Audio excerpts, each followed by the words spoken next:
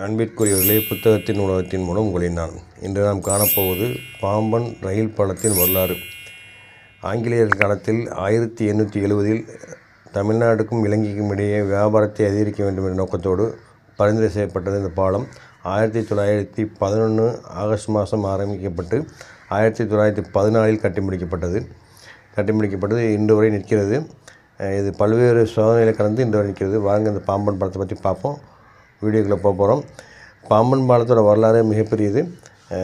ஜெர்சன்கிற ஜெர்மனியை போல கட்டப்பட்டது. அன்றைக்கி தான் இந்த ரயில்வே பாலத்தில் ஏறி பார்க்குற வாய்ப்பு கிடைச்சிருக்குது.